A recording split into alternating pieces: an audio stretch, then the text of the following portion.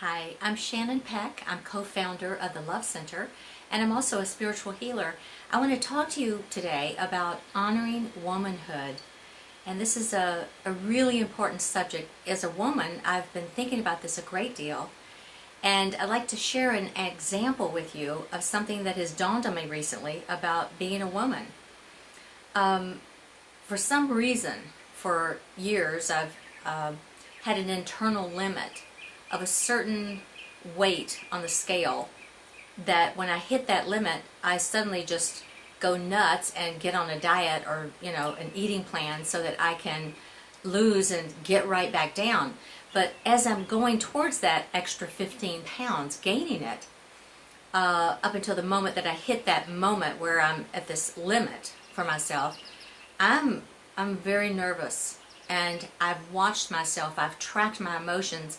It's a terrible guilt and shame that I go through in this weight gain, and I do it all over and over. I've done it for years, and I've wondered, why would I feel guilty and ashamed? I mean, other people are 20 pounds overweight, 15 pounds overweight, 10 pounds overweight. Why do I go into this panic mode just because I get heavier than I think I should be? And first of all, as a woman, there's a certain placement on us where we're valued for our bodies and our looks. And so I inadvertently carry that, for thousands of years, for centuries. Women's value has been for their bodies. And so without even thinking about it, a woman is numb to herself when it comes to looks. She just knows she's got to look good. She's got to get makeup and, great outfits and spend excessively if necessary in order for her to look a certain grade of where she thinks she should be. And so all of this has been dawning on me. Then recently I saw a news story, and it was in the U.S. in Atlanta, Georgia, and it was an honor killing. And what it was, a Pakistani man, father, who had been displeased with his daughter. She had married the man that the parents picked out for her. It was an arranged wedding. She had no say over it. She didn't want to do it. And after they got married, she was so miserable with this husband that she had talked about, she thought she might get a divorce, which the family felt would dishonor them. And so the dad felt he had a right to murder his daughter because she had dishonored the family. And I was horrified. I've read of these honor killings before, and in third world countries, it's not against the law. You can burn your daughter alive if she dishonors the family, and it's perfectly fine. And if that's not horrifying enough, I mean, a woman's value, the subordination, the inequality, the zero value to her life, it preyed upon me a great deal. And I was thinking that in my own life, when I was little, growing up, I heard a lot that, oh, you're so pretty, you're so beautiful, and I imagine most girls hear that. And that's primarily the big praise I got. It wasn't for achievements and, my moral standing. It really wasn't. It was primarily for my looks. I heard that from everywhere, especially my family, and quite a bit from my daddy, whom I totally looked up to.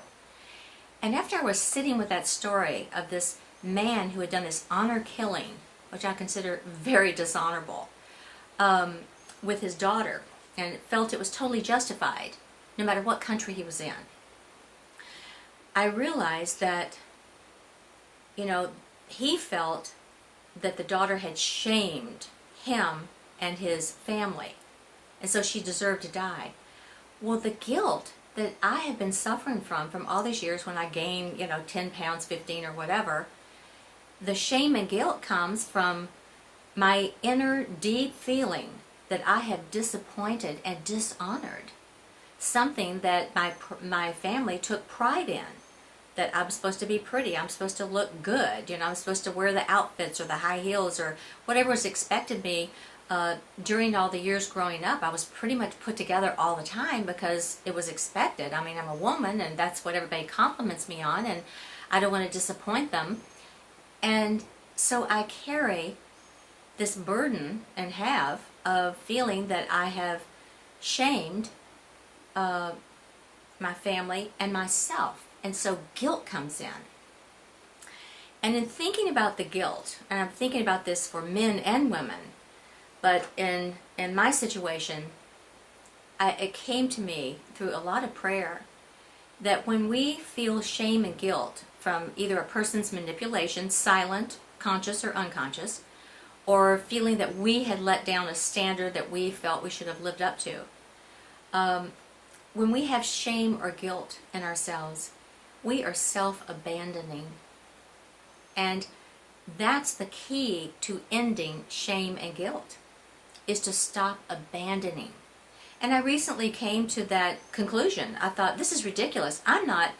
Every time I become conscious of feeling guilty or ashamed for my gaining of, 2 pounds, 10 pounds, it doesn't matter. Why shouldn't I be able to gain 25 pounds if I want to, or if I need to, and then take it off later? What's the big panic about? I figured every time from here on, and this is a promise to you, and I hope that you'll take it on too for yourself.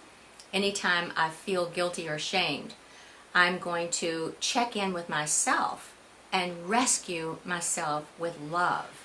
It means that a red flag is waving because I have abandoned myself and gone into some guilt trip, which we know the self-hatred involved in that. It's self-loathing. And so that is my promise to you, that instead of guilting and shaming and self-abandoning, I'm going to be loving myself.